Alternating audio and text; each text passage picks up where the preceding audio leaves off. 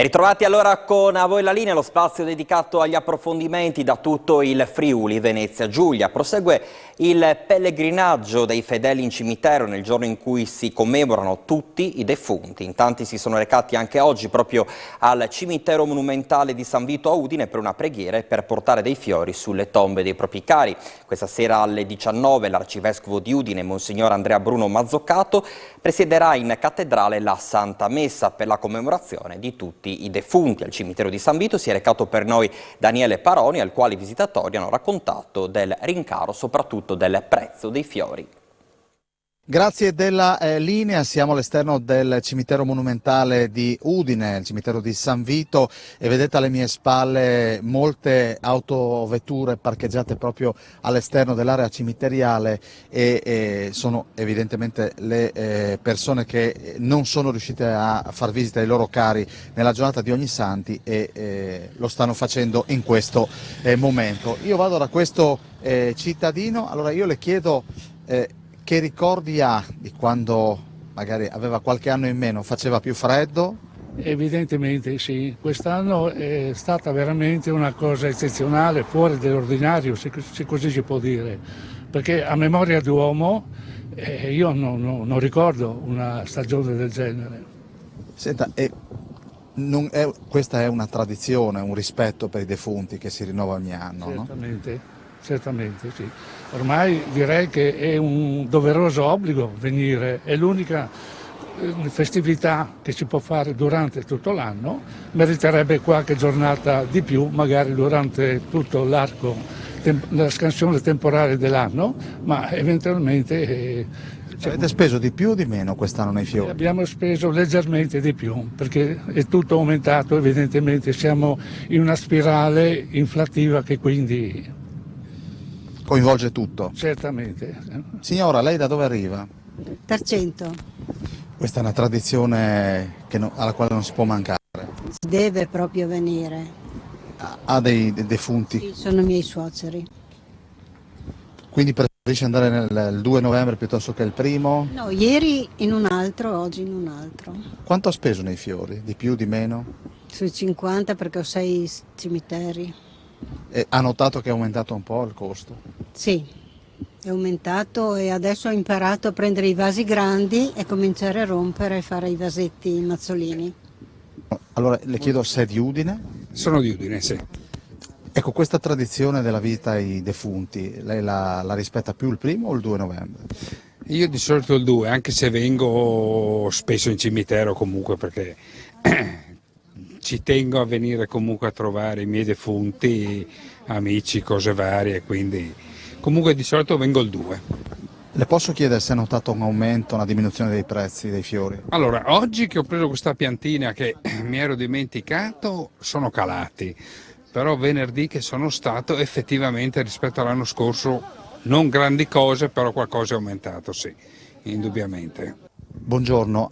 Voi rispettate il 2 o l'1? In genere il 2, in genere il 2 sì, però io non ho parenti qui, ho solo amici, tanti amici. Quindi passa a salutarli? Faccio un saluto, porto un cero, dico una preghiera e così li ricordo.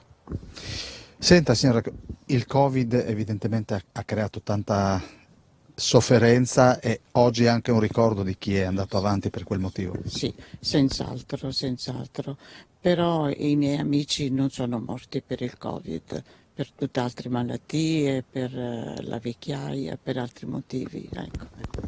La tradizione vuole anche che si faccia qualche omaggio floreale sulle tombe dei nostri cari. Ha notato un aumento, una diminuzione dei prezzi? Ah, non lo so, io porto sempre il cero, ho sempre portato il cero e porto il cero. I fiori, non so perché, non mi piacciono i fiori recisi, le piante fiorite sì, ma i fiori recisi mi danno tristezza perché dopo un giorno o due marciscono e sono tremendi. Il cero rimane acceso. Lei che origini ha? Io sono pugliese, sono di Lecce, questa tradizione è radicata in noi, in Puglia in particolare, in tutto il meridione, ma io la sento anche qui, la sento. La Puglia è abbastanza lontana, non va a fare omaggio nei Campi Santi pugliesi? No, data la mia età, tra l'altro, e la distanza, è difficile ottemperare a un desiderio del genere, per cui la preghiera per i miei genitori la recito qui, ecco. Mi va bene questo luogo santo, va bene anche per i miei genitori e parenti lontani. Voi fate visita ai vostri cari al Camposanto più il 2 di novembre o il 1? Dipende, perché abbiamo molti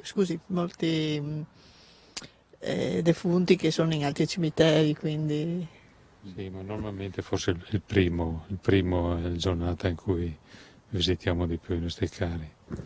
Vi chiedo se avete notato un aumento del costo dei fiori. Ma noi ormai adoperiamo solo fiori finti. Sì, effettivamente andando adesso a guardare i costi, sì, sono aumentati. Luciano, l'ho vista da lontano accarezzare le foto dei suoi genitori. Questo è un segno che lei non fa, credo, a guardarla in faccia solo nel giorno dei morti. No, io frequentemente passo a salutare i miei genitori perché sono molto riconoscente di tutto il lavoro che hanno fatto, dei sacrifici, dell'avventura all'estero negli anni più brutti, che erano circa gli inizi degli anni 60, e quindi tutto quello che io ho ora lo devo ai miei genitori, e quindi per me è una forma di grande ringraziamento e comunque un ricordo che tengo sempre stretto nel cuore. Senta, si prega davanti ai propri genitori e vedo questa tomba dove loro riposano che è ordinatissima. Non solo in questa occasione ma anche in altre occasioni, e comunque ci tengo a tenerla pulita perché loro sono sempre state delle persone pulite, a posto. Lei ha ovviamente dei defunti, lei è di Udine. Sono di Udine anche se che abito al di là del tagliamento da quando mi sono sposata, però i miei sono di Udine, quindi vengo qua. Quante volte viene a visitarli? Vengo, qua un pochino meno che dall'altra parte, quindi quelle 4-5 volte all'anno io vengo, perché mi piace più venire durante l'anno che... Quando non c'è tanta confusione. Sì, perché il giorno, anche per sentirmi più vicino, perché adesso magari sono tutti che portano, tutti che cosa, a me non piace così. Ecco, comunque sarò io fatta così, mi piace insomma andare sempre Senta, ha notato un aumento del costo dei fiori o no negli ultimi tempi? Ma io, per dire la verità, visto considerato che vado, si può dire tutto l'anno, io sono anche vedova, quindi decisamente vado dall'altra parte, quindi non è che faccia grandi acquisti in questo giorno, quindi non posso dirlo, ecco, in quel senso lì. Ovviamente si rispetta la tradizione della visita ai defunti nel giorno appunto dei defunti. Durante l'anno viene a visitare i suoi cari? Sì, abbastanza a volte. Chi riposa qui a Udine? I miei genitori, e poi ci sono degli amici che ho qui, compreso il signor Straulino che è qui più avanti con sua moglie. Ecco, le chiedo, i fiori? Ha notato un aumento dei prezzi? Io non ne so, sì, no, senz'altro sono aumentati anche i fiori, fa parte ormai del momento, no? Dunque, sa che cosa ho notato? Che non è che sono, anzi direi che per esempio anche fuori così, vasi così, sono veramente eccezionali. Sono riusciti, secondo me, a produrre dei crisantemi, maggior numero, più piccolini, proprio che sono più fioriti.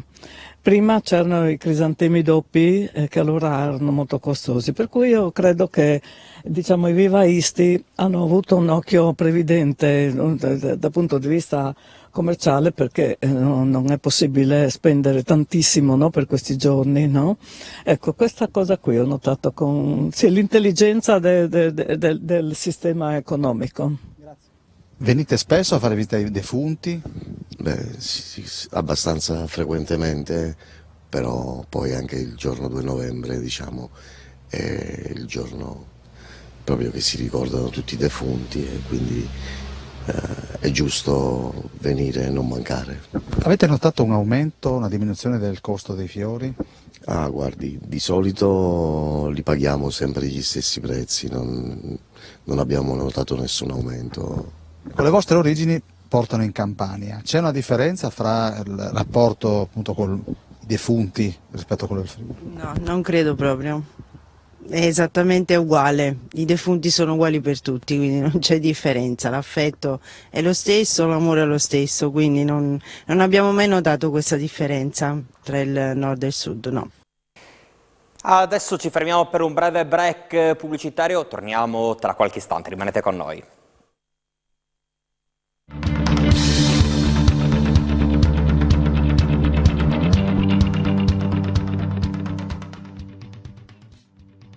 Siamo tornati nuovamente in studio con A Voi la Linea, diamo un flash perché almeno 130 migranti sono stati rintracciati questa mattina dalle forze dell'ordine nell'area di Trieste, non distante dal confine con la Slovenia. Si tratta di un numero provvisorio che nelle prossime ore potrebbe addirittura salire a 150-160. Quanto si apprende, si tratta di persone provenienti per lo più dal Pakistan e dall'Afghanistan che sono state portate alla sottosezione della Polizia di Frontiera Fernetti negli uffici della Polizia di Frontiera Marittima per le procedure di identificazione del caso. I migranti sono stati rintracciati in più zone tra Muggia, San Dorligo della Valle e Trieste mentre camminavano a gruppetti verso il centro città. Ovviamente nelle prossime edizioni del telegiornale vi daremo gli aggiornamenti del caso. Casarsa della Delizia mantiene un legame profondo con il suo poeta, con Pierpaolo Pasolini, nel 47° anniversario della sua morte. Quest'oggi c'è stata una breve raccolta cerimonia nel centro del paese, dove l'intellettuale è sepolto accanto alla sua mamma. Sulla tomba sono stati recitati i versi di una sua poesia tratta da La meglio gioventù. Vediamo il servizio. Dali Ciampanis. Con la sera a si piert dali fontanis, il me país alle colors marit. Io soi lontan, recuardi li soranis, la luna, il trist tintinulà dai gris. Abat rosari, pai pras al siscunis, io soi muart al chant dali Ciampanis.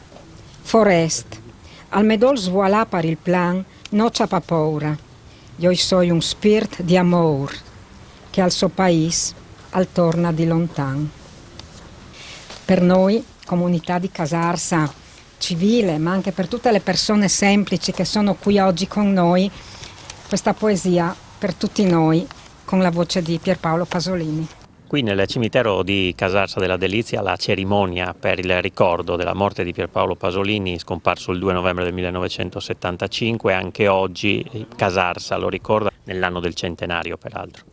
Sì, è una cerimonia semplice ma ricca di significato che l'amministrazione comunale e il centro studi Pierpaolo Pasolini desiderano in modo proprio leggero offrire come omaggio, nel significato che vogliamo dare noi però di omaggio a Pierpaolo Pasolini, e quindi continuare a far conoscere il suo pensiero attraverso il suo lavoro, la sua opera, in modo ma senz'altro di assoluta attualità, ed è un'occasione quindi per così ricordare quello che lui è stato, ma soprattutto la sua lezione e la sua eredità.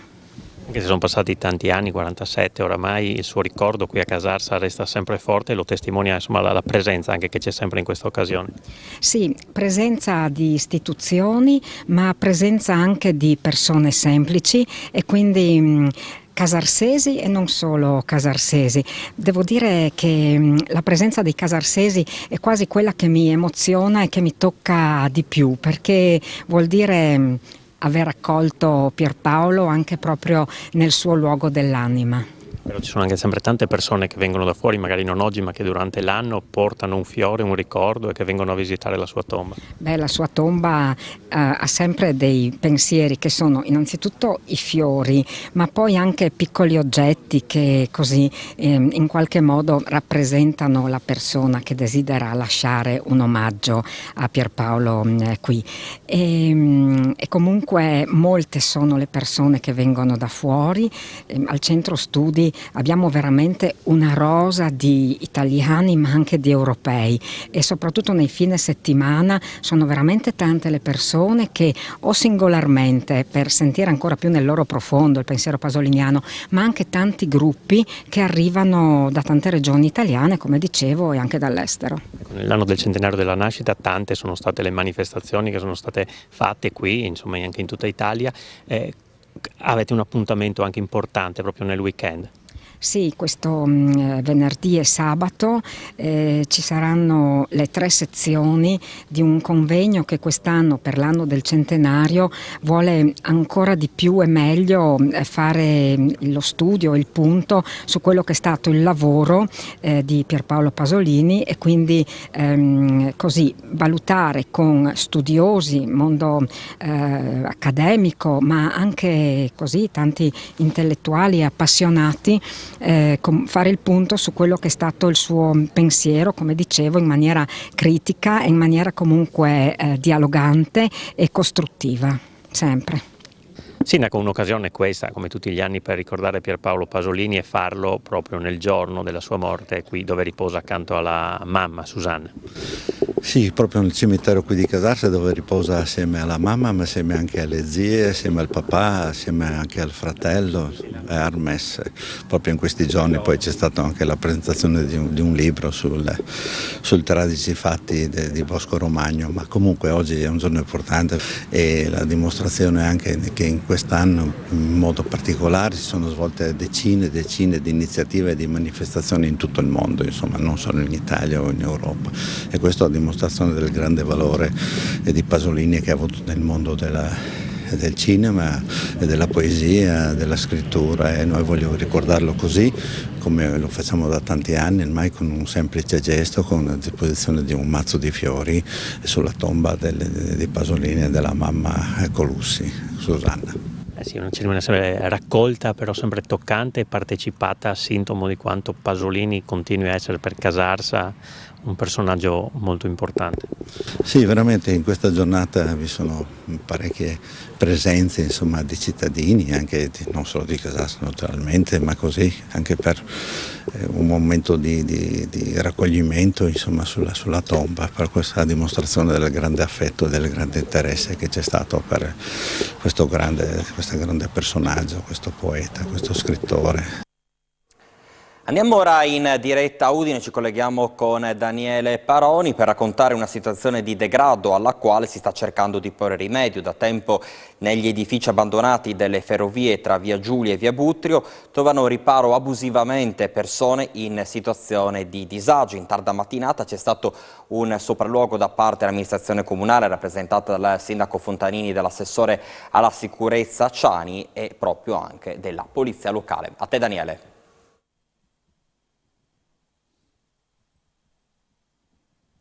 Buongiorno Alberto, le immagini che vedete del nostro Simone Caramaschi puntano dritto a questi edifici che sono disabitati e che da una segnalazione ci risultano occupati abusivamente da disadattati, da persone che fanno uso di sostanze stupefacenti, ed eravamo venuti qua per questo motivo. E qui c'è un altro nucleo del problema, tanto che pochi istanti fa è terminato un sopralluogo da parte di Polizia Ferroviaria e Polizia Locale alla presenza del sindaco Fontanini e dell'assessore alla sicurezza Ciani, e anche qui il degrado regna sovrano. Questa è un'area di proprietà di RFI che ha ceduto quest'area alla INRAIL, e anche in questo caso ci sono ingressi abusivi da parte di persone che meritano di essere controllate, e tra l'altro nei nei giorni scorsi proprio la polizia ferroviaria, la polizia locale ha individuato 6 persone che si erano introdotte da queste parti. Si sta pensando di murare i luoghi, le parti dove gli ingressi sono più agevoli proprio per evitare l'arrivo di questi malviventi, però io direi con la collaborazione tecnica del nostro Simone Caramaschi di mandare la dichiarazione del sindaco Fontanini che è rassicura su questa situazione. Sindaco, ha effettuato questo sopralluogo assieme all'assessore alla sicurezza Ciani, che cosa emerge? Ma emerge che questa è un'area abbandonata, però messa in sicurezza, nel senso che tutti gli accessi sono stati murati e quindi non abbiamo notato presenze continue all'interno di quest'area. È un'area che era delle ferrovie, adesso è in vendita ed è disabitata chiaramente, però la scorsa settimana è stata fatta un'operazione anche con la nostra polizia e sono state individuate 6 persone che erano all'interno di quest'area, quindi il nostro compito è di sorvegliare affinché persone non entrino in questa zona della città e quindi questo sarà il compito anche col sopralluogo di oggi che abbiamo voluto fare, insomma, per renderci personalmente anch'io com'è la situazione e le cose che si possono fare. Da parte delle Ferrovie dello Stato abbiamo avuto massima disponibilità a segnalare se ci sono ancora delle iniziative, delle opere da realizzare, loro sono ben disposti a farle. Senta, alla nostra redazione è arrivata una segnalazione dove si dice che alcune abitazioni utilizzate adesso disabitate vengono occupate. Voi cosa potete fare? Beh, innanzitutto dobbiamo dire ai proprietari degli immobili di murare, perché non è possibile che queste occupazioni siano fatte in maniera illegale. Quindi il nostro compito è proprio di bloccare questa tipologia di utilizzo. E siamo sempre in via Giulia e questo è un giubbotto adagiato su questo davanzale di questa finestra di un'abitazione privata, una finestra che non si apre evidentemente da anni e quindi il degrado, lo vedete, regna sovrano, ci sono bottiglie ovunque, dalle segnalazioni appunto questa è un'area che va monitorata e come sentirete, e noi da qui poi ci salutiamo, l'assessore alla sicurezza promette che si metterà a mano grazie alle segnalazioni di Inrail che, visto che è proprietà non del comune ma di Inrail, dovrà dire quali sono i punti deboli e vedete che qui basta costeggiare quest'area dove c'è veramente di tutto, si scavalca e anche se c'è un portone delimitato da un catenaccio basta fare il giro e qui si entra e qui non si entra solo per fare una passeggiata, ma sappiamo che la droga è stata offerta e ovviamente le offerte sono state respinte al mittente anche ad alcune persone che lavorano da queste parti. Sentiamo l'assessore Ciani, ci salutiamo. Assessore Ciani, la situazione non è proprio fuori controllo. No, abbiamo verificato insieme anche alla polizia ferroviaria, alla nostra polizia locale che diverse volte sono intervenute la situazione e ci sono effettivamente degli accessi, sono degli accessi sporadici e di persone diverse, quindi non ci sono persone che stabilmente stanziano all'interno del luogo, certamente però è una situazione che va assolutamente messa in sicurezza, perché ovviamente mettendomi nei panni dei residenti nella zona o delle tante persone che vengono a lavorare nelle aziende che ci sono qui vicino, ovviamente è una situazione che non è accettabile. Insieme agli agenti della polizia ferroviaria ci vedremo a brevissimo per stilare una lista di criticità, la proprietà si è già resa disponibile a venirci incontro, quindi a fare degli interventi di messa in sicurezza. Penso che sia un bel gesto da parte della proprietà nei confronti delle persone che si sono lamentate e penso che sia un bel modo di collaborare tra istituzioni, ovviamente poi nella speranza che ci siano degli investimenti e che l'area venga riqualificata, perché sono assolutamente convinto che siano certamente importanti gli interventi di messa in sicurezza, ma che poi solo una vera e propria riqualificazione possa risolvere al 100% i problemi. È davvero tutto, grazie per l'attenzione, ci vedremo nei prossimi appuntamenti informativi, sempre su Telefriuli.